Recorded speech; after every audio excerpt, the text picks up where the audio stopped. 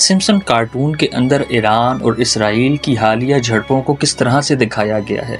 آج کی اس ویڈیو میں ہم تمام شواہد کے ساتھ ان تمام رازوں سے پردہ اٹھائیں گے۔ انفارمیشن ہب کے عزیز ساتھیوں، دنیا بھر میں اگر انٹرٹینمنٹ انڈسٹری میں سب سے زیادہ عجیب و غریب شو یا سیزن کی بات کی جائے تو اس میں سمپسن کارٹون جو پچھلے 40 سال سے باقاعدگی سے آ رہے ہیں وہ سب سے زیادہ عجیب و غریب چیز ہے۔ دنیا بھر میں اب تک سمپسن کارٹونز کی طرف سے کی گئی بیشتر پیشن گوئیاں پوری ہو چکی ہیں،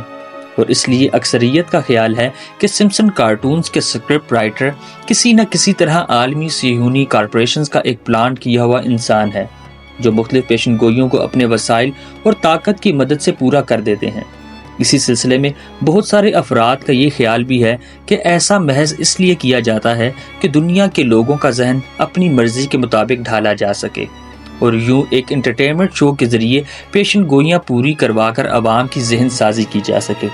سمپسن کارٹونز کی ماضی میں کی گئی بہت ساری پیشن گوئیاں اس جدید دور میں پوری ہو چکی ہیں، اور ان میں کچھ پیش گوئیوں کے بارے میں ہم آج کی اس ویڈیو میں بات کریں گے، اور ان میں سے ایک ایسی عجیب و غریب پیشن گوئی بھی شامل ہے جس کے بارے میں جان کر آپ حیران ہو جائیں گے کہ ایسا کیسے ہو سکتا ہے کہ یہ پیشن گوئی نہ صرف تیسری عظیم جنگ کے برپا ہونے سے متعلق ہے بلکہ اس کے ساتھ ساتھ اسرائیل کے دمشق میں ایرانی ایمبیسی پر کیے جانے والے حملے کے جواب میں ایرانی حملے پر بھی مشتمل ہے۔ اس حوالے سے یہ پیشن گوئی بے حد حساس اور معنی خیز بن جاتی ہے۔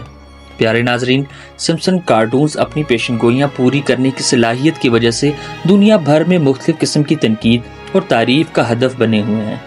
بہت سارے لوگ سمپسن کارٹونز کے اسکرپٹ رائٹرز کو فینٹیسائز کرتے ہیں اور اسے اپنا آئیڈیل مانتے ہوئے ایسی معلومات تک رسائی حاصل کرنے کی خواہش رکھتے ہیں جن کی مدد سے یہ اسکرپٹ رائٹر ایسی پیشن گوئیاں کر لیتا ہے۔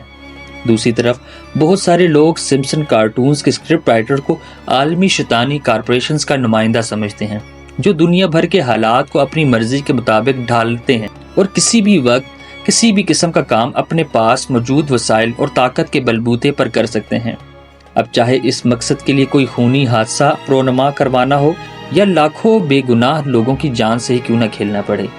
یہ چند عالمی کارپوریشنز پوری دنیا پر اپنا قبضہ برقرار رکھنے کے لیے کسی بھی حد تک جا سکتے ہیں۔ اگر سمپسن کارٹونز کی کچھ ایسی پیشن گوئیوں کے بارے میں بات کی جائے جو موجودہ زمانے میں بھی پوری ہو چکی ہیں تو ان میں سر فہرست آج کے زمانے میں وہ سائنسی معجزہ ہے جسے حال میں ہی مشہور ارب پتی ایلون مسک کی کمپنی نیو لنک نے سر انجام دیا ہے۔ اس بارے میں سمپسن کارٹونز کی سن 2000 میں نشر ہونے والے سیزن کی مختلف اقساط میں کافی پیشن گوئیاں کی جا چکی ہیں۔ ان اقساط میں دکھایا گیا کہ آرٹیفیشل انٹیلیجنس ٹیکنالوجی دنیا بھر کی صنعتی پر قابو پا لے گی،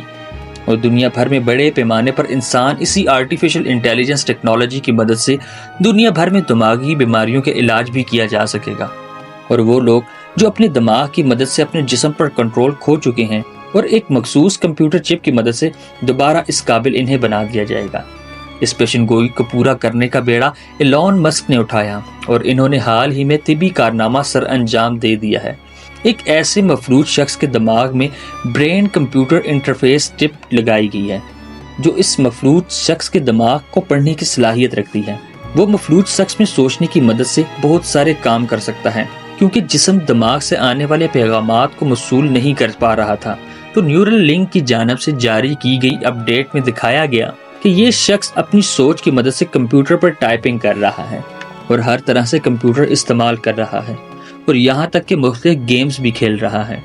اور سوچ کی مدد سے گیم کھیلنے سے یہ مفلوج شخص اچھے خاصے صحت مند لوگوں سے زیادہ تیزی اور ایکوریسی سے اس گیم میں آگے بڑھتا چلا جا رہا ہے۔ پیارے ناظرین، یہ انسان عقل کا وہ کارنامہ ہے جو اللہ تعالیٰ نے ہم انسان کو عطا فرمائی ہے،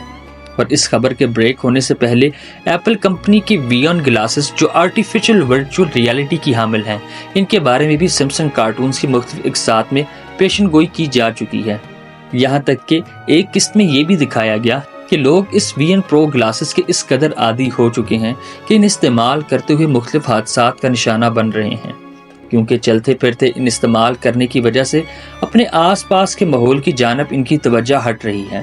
اور وہ اسی وجہ سے سڑکوں پر چلتے پھرتے مختلف قسم کے حادثات سے اپنی جان سے ہاتھ دھو بیٹھتے ہیں۔ اب چونکہ یہ ٹیکنالوجی ابھی نئی لانچ ہوئی ہے اور ابھی دنیاوی آبادی کے تناسب کے لحاظ سے بہت کم لوگوں نے اسے خریدا ہے، تو ابھی تک ایسے کسی ایکسیڈنٹ کی خبر نہیں آئی۔ البتہ امریکہ کے کچھ شہروں میں چھوٹے موٹے گھریلو حادثات کی خبریں ضرور آتی ہیں، جن کے پیچھے انہی وین گلاسز کا ہاتھ ہے۔ ناظرین، اب اگر بات کی جائے تیسری جنگ عظیم کے متعلق کی جانے والی مختلف پیشن گوئیوں کی، تو اس بارے میں بھی سمپسن کارٹونز خاموش نہیں ہیں۔ اس میں ایک قسم میں دکھایا گیا کہ تیسری جنگ عظیم مشرق وسطیٰ میں مختلف یورپی طاقتوں کی رسہ کشی سے شروع ہو گئی ہے، جس میں عرب شروع میں بڑا ہی غیر فعال قسم کا کردار ادا کریں گے۔ اس تیسری جنگ عظیم کے لیے دکھایا گیا کہ اس کے آغاز اسرائیل کی جانب سے ہوگا، اور جواب در جواب یہ سلسلہ بڑھتے بڑھتے یہ جنگ دنیا کے کئی ملکوں کو اپنی لپیٹ میں لے لے گی۔ آپ واقف ہوں گے کہ کچھ دن قبل اسرائیل نے شام کے شہر دمشق میں ایرانی سفارت خانے کے ملک کی عمارت کا، جو دراصل سفارت خانے کا یہ حصہ تھی، اسے F-35 طیاروں کی مدد سے نشانہ بنایا۔ اس حملے میں ایرانی پاسداران انقلاب کے گارڈز کے جنرل اور کئی دوسرے آفیسر سمیت کافی زیادہ تعداد میں جانی نقصان ہوا ہے۔ سفارت خانہ کسی بھی ملک میں اس ملک کی زمین کا حصہ سمجھاتا ہے، جیسا کہ پاکستان میں اگر امریکی سفارت خانہ قائم ہے تو امریکی سفارت خانے کی زمین پاکستان میں امریکی زمین سمجھی جاتی ہے۔ سفارت خانے پر حملے اس ملک پر حملہ تصور کیا جاتا ہے، اور یہ عالمی قوانین کی خلاف ورزی بھی ہے۔ یہی وجہ تھی کہ اب تک عرب فلسطین جنگ کے دوران ایران نہ چاہتے ہوئے بھی اب پراکسیز کی مدد سے اسرائیل پر حملے کر رہا تھا، تاکہ بحیثیت ملک اسے انوالو نہ کیا جا سکے اور وہ ایک بڑی جنگ میں نہ پہنچے۔ لیکن اسرائیل کی جانب سے ایرانی سفارت خانے پر کیے جانے والے یہ حملہ ایران پر وہ پریشر بنا رہا ہے، جس کی وجہ سے ایران کو ایسا جواب دینے کے لیے مجبور ہونا پڑا جس سے اسرائیل کو اس کی اوقات میں رکھا جا سکے۔ اس سلسلے میں 2 دن پہلے ہی ایران کے مقامی طور پر تیار کردہ سینکڑوں خودکش ڈرونز اور ان کے پیچھے داغے جانے والے کروز اور بیلسٹک میزائلز کی مدد سے اسرائیل کی ان تنصیبات کو نشانہ بنایا، جن کا استعمال کرتے ہوئے اسرائیل نے دمشق میں ایرانی سفارت خانے پر حملہ کیا تھا۔ مختلف مسلکی نقطہ نظر کی وجہ سے پاکستان کی عوام اب تک اس حملے کے نتائج سے واقف نہیں ہے۔ البتہ یہ بھی ایک حقیقت ہے، ایران نے یہ حملہ کسی بڑی جنگ کو چھیڑنے کے لیے نہیں کیا۔ ایران اس حملے کی مدد سے وہ نتائج حاصل کرنے میں کامیاب ہو گیا جس کی وجہ سے دنیا میں اس کی عزت برقرار رہ سکے اور اس کے حلیف ممالک بھی اس پر اعتبار کر سکیں۔ اس حملے کے بعد اگرچہ ایران نے اقوام متحدہ میں کہہ دیا ہے کہ ہماری طرف سے یہ معاملہ ختم ہو گیا ہے کیونکہ ہم نے اپنی سرزمین پر حملے کا بدلہ لے لیا ہے، البتہ اسرائیل ابھی تک اس معاملے پر کشمکش کا شکار ہے اور سوچتا ہے کہ ایرانی جوابی حملے دیا جائے یا نہیں۔ اس سلسلے میں یہ بات قابل ذکر ہے کہ امریکہ بالکل نہیں چاہتا کہ اسرائیل اس ایرانی حملے کا جواب دے، کیونکہ اس وقت امریکہ اسرائیل اور یوکرین کو سپورٹ کر کے اپنے اسلحے کے ذخائر کو بڑی حد تک خالی کر چکا ہے اور وہ اس وقت تاریخ کے بدترین مالیاتی بحران میں پھنسا ہوا ہے۔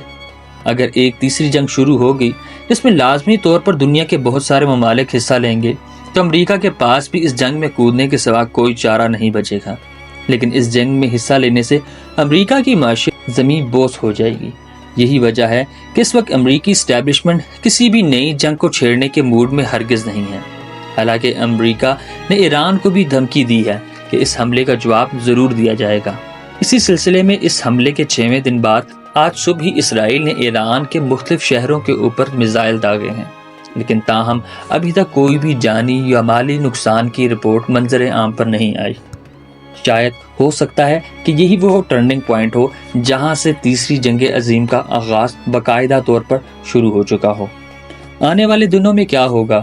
ضرور ہم خود اس چیز کا مشاہدہ کریں گے، لیکن یہاں تک پہنچائی گئی انفارمیشن امید ہے آپ کو پسند آئی ہوگی۔